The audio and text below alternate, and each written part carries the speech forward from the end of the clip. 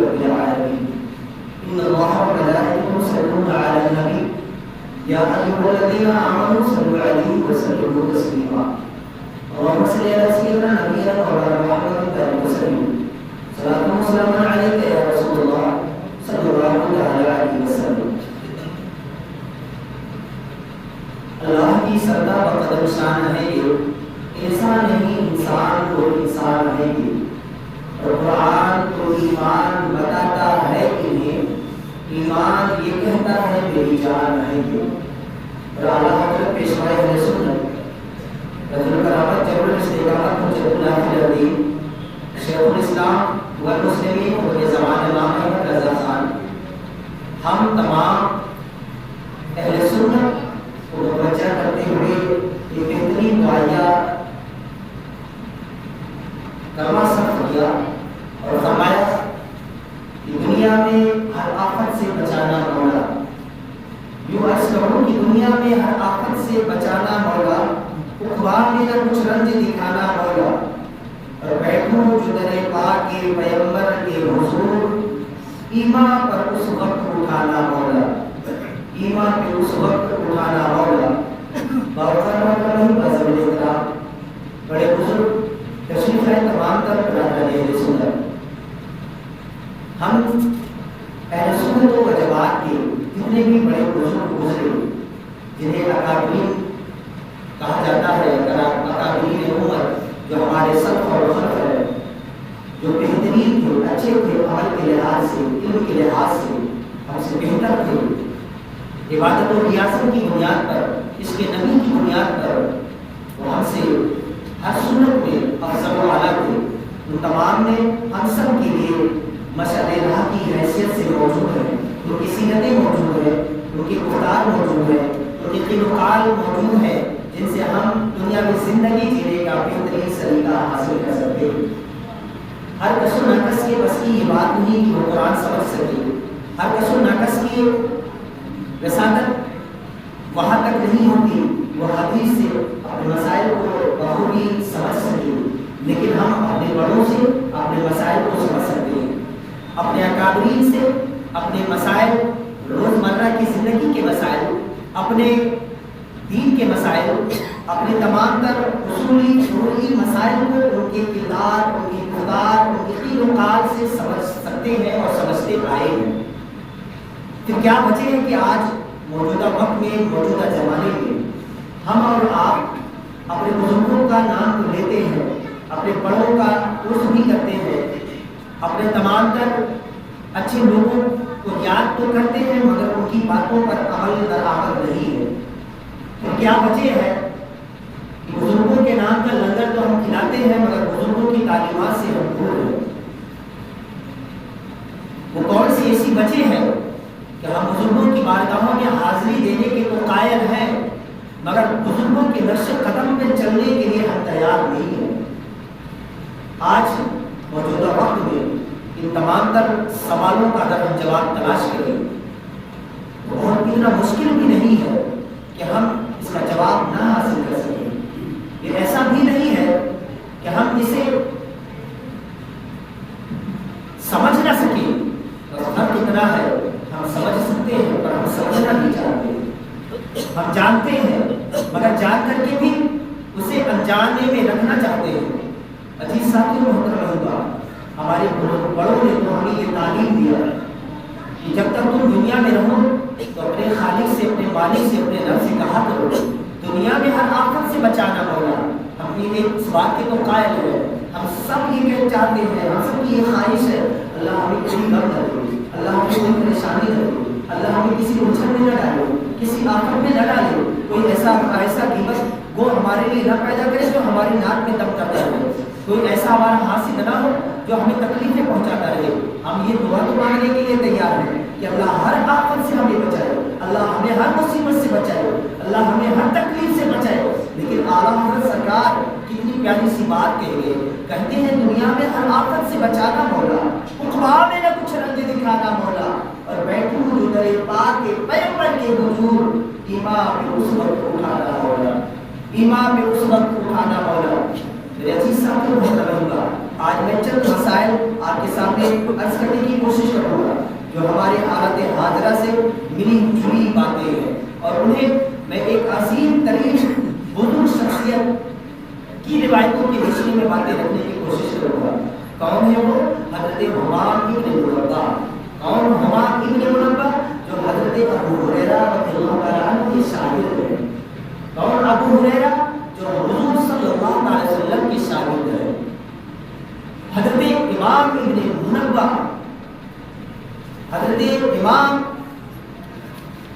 ابن منبہ کی وہ عظیم شخصیت ذات ہے جن کی روایتیں، جن کے صحیفے کو حضرت علامہ امام عبدالرزاق صنعانی رضی اللہ تعالیٰ عنہ نے اپنے صحیفے المصنف میں اسے جگہ عطا فرمایا، اور حضرت امام احمد بن حنبل رحمۃ اللہ تعالیٰ علیہ نے اسے المسند میں نقل فرمایا۔ حضرت امام ابن منبہ کی وہ ذات ہے جن کے ہاتھی دستی نسخے کے کتابچہ دنیا کی بڑی بڑی لائبریریوں میں موجود ہیں، جیسے دمشق کی دارالحکومت اس کی لائبریری ہے، المکتبۃ الظاہریہ میں بھی اس نسخے کو رکھا گیا ہے، مصر کے لائبریری دارالکتب المصریہ میں بھی اس نسخے کو رکھا گیا ہے۔ عرض کرنے کا مقام یہ ہے کہ حضرت امام ابن منبہ کی وہ ذات ہے جو حضرت ابو ہریرہ رضی اللہ تعالیٰ عنہ کے براہ راست شاگرد ہیں، جنہوں نے علم حدیث حضرت ابو ہریرہ سے حاصل کیا، حضرت ابو ہریرہ سے حضور کی حدیثیں سیکھی پڑھی، اور حضرت ابو ہریرہ نے براہ راست مشکات نبوت سے کشف علم حاصل کیا، براہ راست حضور سے علم کو حاصل کیا۔ اب یہ سمجھنے کے لیے اتنا سا کافی ہے کہ جو حضور سے براہ راست علم حاصل کیا ہو تو اس کے علم کا حال کیا ہوگا، جس نے حضور سے درس حاصل کی ہو، حضور سے پڑھا ہو، جو پھر میرے آقا علیہ الصلوۃ والتسلیم نے اسے علم کے کس بالا کھانے تک پہنچائے ہوں گے، علم کے کس معیار تک نہیں پہنچائے ہوں گے، اسی عظیم شاگرد، حضور کے عظیم شاگرد حضرت ابو ہریرہ کے شاگرد حضرت حمام ابن منبہ، وہ حضور کی ایک حدیث نقل کرتے ہیں، ذکر کرتے ہیں اور فرماتے ہیں ان ابی ہریرہ رضی اللہ تعالی عنہ قال قال رسول اللہ صلی اللہ تعالی علیہ وسلم۔ حضرت حمام ابن منبہ کہتے ہیں کہ ہمارے استاد حضرت ابو ہریرہ رضی اللہ تعالی عنہ روایت کرتے ہیں کہ حضور صلی اللہ تعالی وسلم نے ارشاد فرمایا، آقا نے فرمایا میں نے جو باتیں نہیں کہی ان کے متعلق زیادہ سوالات نہ کرو، میں نے جو باتیں نہیں کہی ہیں تمہیں ان چیزوں کے متعلق زیادہ سوال مت کیا کرو۔ پہلے لوگ ہلاک ہوئے، پہلے کے لوگ جو برباد ہوئے، ہلاک ہوئے، آد ہو، سمود ہو، ہود ہو، جو بھی قومیں تباہ و برباد ہوئی، پہلے کے لوگ جو تباہ و برباد ہوئے، ہلاک ہوئے، اس وجہ سے کہ انہوں نے سوالات زیادہ کیے، پھر اپنے انبیاء کرام سے اختلاف کیا، پھر اپنے نبیوں سے ہی اختلاف کر بیٹھے، اور جب میں تمہیں کسی چیز سے روک دوں تو رک جاؤ، جب میں تمہیں کسی چیز کے کرنے کا حکم دوں تو اپنی طاقت کے مطابق اس پر عمل کرو، اپنی طاقت کے مطابق اس پر عمل کرو۔ اس حدیث کے پیش نظر اسی کے ذمے میں چند جملے عرض کرنا چاہوں گا، اور آج کے حالات حاضرہ پر آپ کی توجہ چاہوں گا کہ موجودہ جو صورت حال ہے، موجودہ جو ہمارے افعال ہیں، ہمارے کردار ہیں، ہماری وضع ہے، ہماری خطا ہے، کیا وہ میرے آقا علیہ السلام و تسلیم کے اس فرمان کے عائل میں ہے، روشنی میں ہے، یا پھر اس سے برخلاف ہے؟ اگر سیم مطابقت کر رہی ہے ہمارے اعمال، یقین جانیں کہ ہم کل سربلند تھے، آج بھی سربلند، اور اگر اس میں اختلاف ہو، اگر اس میں تضاد ہو، تو پھر آپ یہ سمجھ لیں کہ اب ہماری ذلت کے دن آ چکے ہیں، اب ہماری سرکوبی کے دن آ چکے ہیں، اب ہماری رسوائی کا زمانہ آ چکا ہے، ہمارا وقت جو ہے وہ تنزل کا وقت آ چکا ہے۔ میرے عزیز ساتھی آقا علیہ الصلوۃ والتسلیم نے یہی کہا تھا، میرے پیغمبر صادق نے، پیغمبر محمد صادق اور محمد صلی اللہ علیہ وسلم نے یہی تو ہمیں بتایا تھا، اور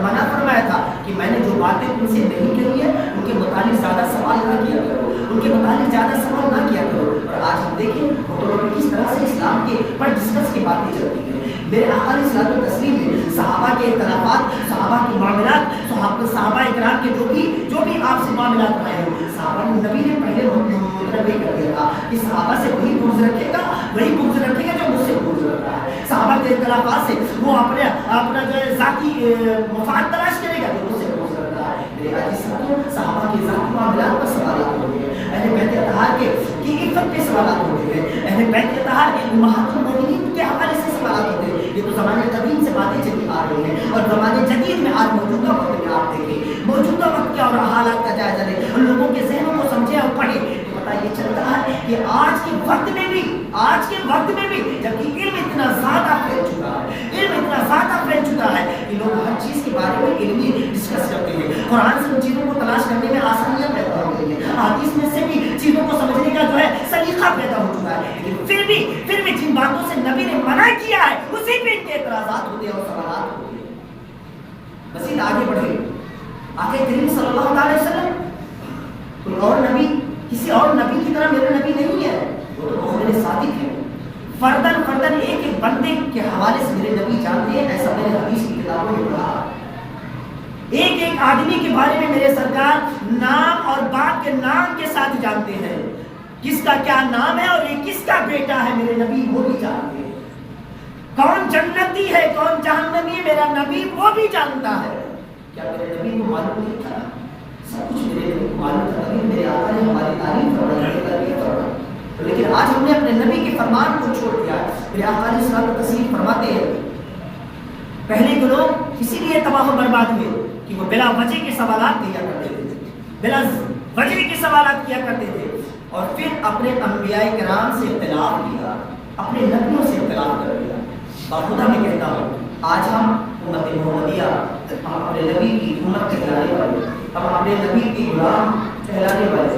آپ جانتے ہیں کہ ابھی گزشتہ دنوں میں 11ویں شریف کا مہینہ گزرا، 11ویں شریف کا سرکار روز پاک کا مہینہ گزرا.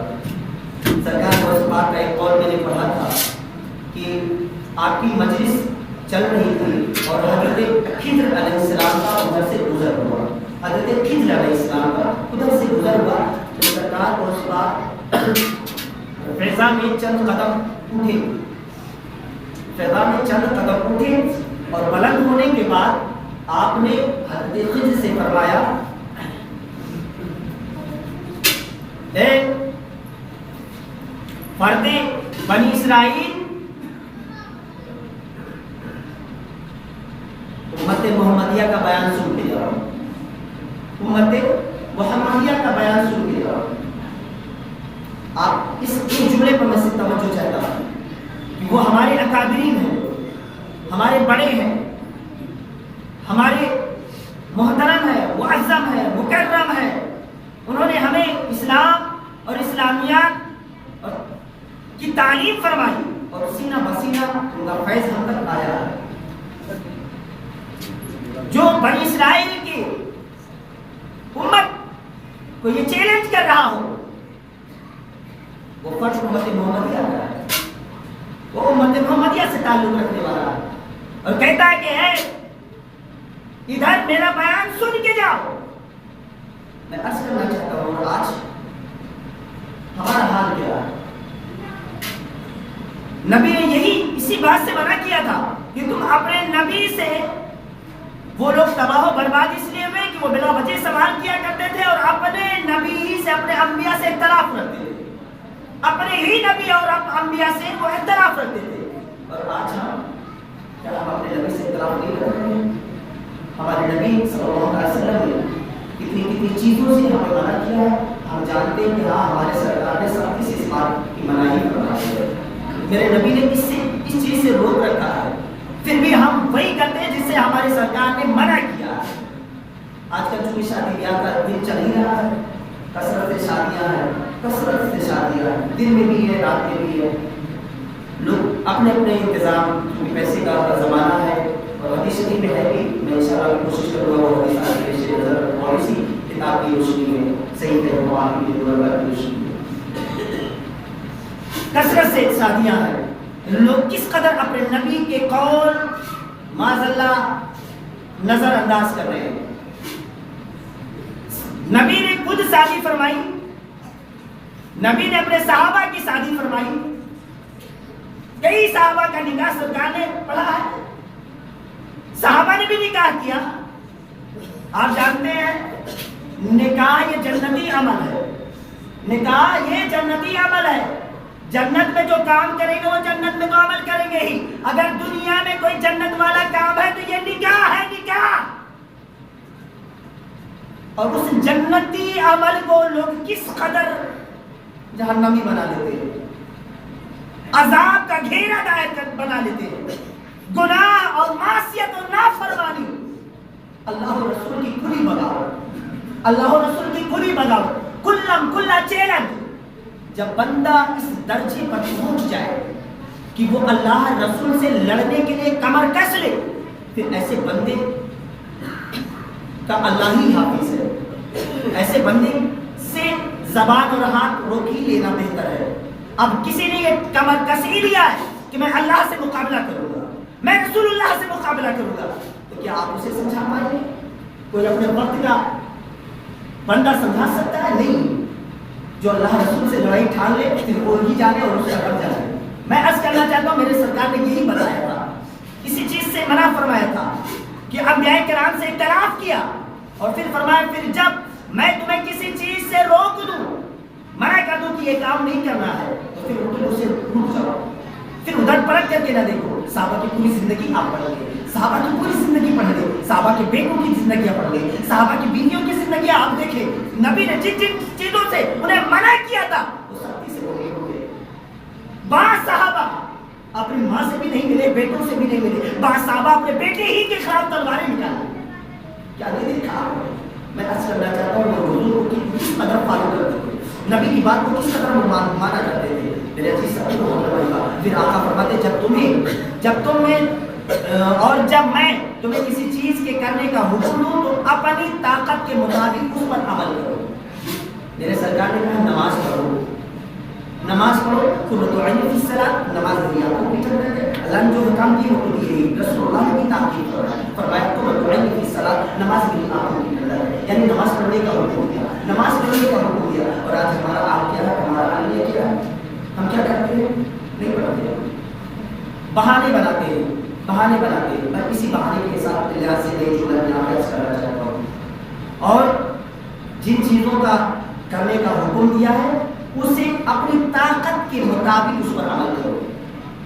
اگر طاقت ہے مکمل طاہر بن کر کے رہنے کی تو مکمل طہارت کے ساتھ نماز پڑھو۔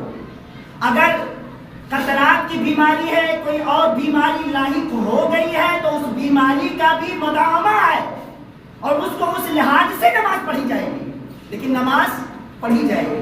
اگر قطرات کی بیماریاں تو تھیلی بناؤ، تھیلی لگاؤ، اور قبل وضو استنجے میں جاؤ، طہارت حاصل کرو، پھر دوسری نئی تھیلی لگاؤ، وضو بناؤ، نماز پڑھو۔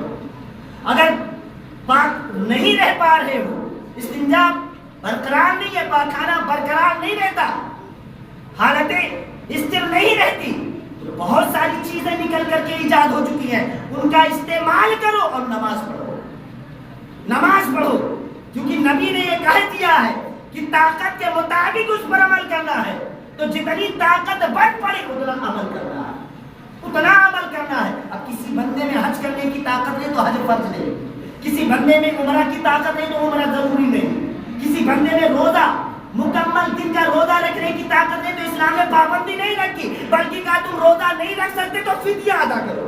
لیکن یہ بوڑھوں کے لیے ہے، مریضوں کے لیے، بوڑھوں کے لیے، جوانوں کے لیے نہیں ہے کہ اب اچھا مسئلہ بتا دیا اب رمضان آئے گا تو کسی کو کھانا کھلا دے۔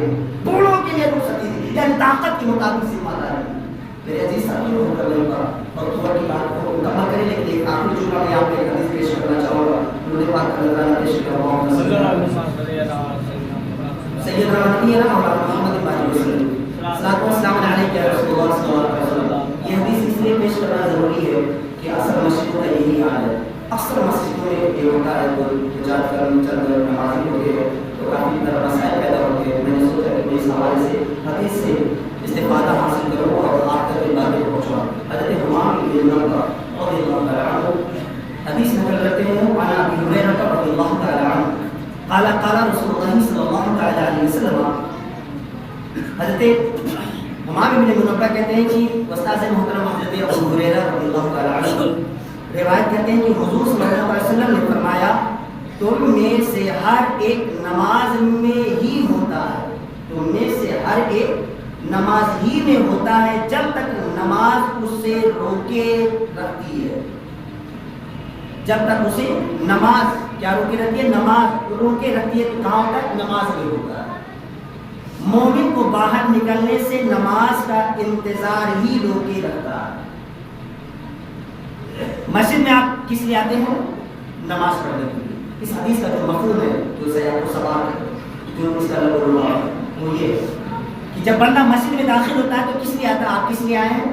نماز کے لیے آئے ہیں۔ آپ اتنی دیر سے بیٹھ کے مجھے سن رہے ہیں، کس لیے؟ نماز کے لیے۔ تو گویا آپ کدھر ہیں؟ نماز کے لیے۔ اس حدیث کا جو مفہوم ہے وہ یہی ہے کہ آپ جب تک بیٹھے ہیں تو کیا کر رہے ہیں؟ گویا آپ جیسے نماز میں بیٹھے تھے نا، جو جیسے نماز میں آپ بیٹھیں گے، نماز پڑھنے کے لیے بیٹھیں گے، یہ آپ کا بیٹھنا گویا اسی کی طرح ہے، گویا اسی کی طرح ہے۔ اور آج ہمارا 2-4 منٹ کا وقفہ زیادہ ہو، آگے پیچھے ہو جاتا ہے تو ہم وائے ویلا مچاتے ہیں، 3-5 کرتے ہیں، خرافاتیں کرتے ہیں، دوران خطابی میں گفتگو کرتے ہیں۔ سوچو تو صحیح، تمہارے نبی نے کتنی بہترین بات فرمائی، ہمارے پیغمبر نے کتنی بہترین تعلیم فرمائی کہ تم نماز کے انتظار میں جو بیٹھے ہوتے ہو، نماز کے لیے بیٹھے ہوتے ہو، گویا تم نماز میں بیٹھے ہو۔ اور یہ حالت نماز خرافاتی کرتا ہے، حالت نماز فطرہ پیدا کرتا ہے، حالت نماز یہ تمام طرح کا فساد پیدا کرتا ہے۔ حالت ان کی بربادی نہیں ہوگی تو کس کی برباد ہوگی؟ سرگومی ان کی نہیں ہوگی تو کس کی جائے گی؟ جس نے اپنے نبی کے فرمان کی دھجیاں اڑائی ہیں، اس کا ریتا ریتا بکھیر دیا جاتا ہے۔ اسی لیے امام احمد رضا فاضل بریلوی نے یہ ہمیں تعلیم دے دیا کہ کہو دنیا میں ہر آفت سے بچانا مولا، عقبہ میں نہ کچھ رنگ دکھانا مولا، اور بیٹھوں جو درے پاک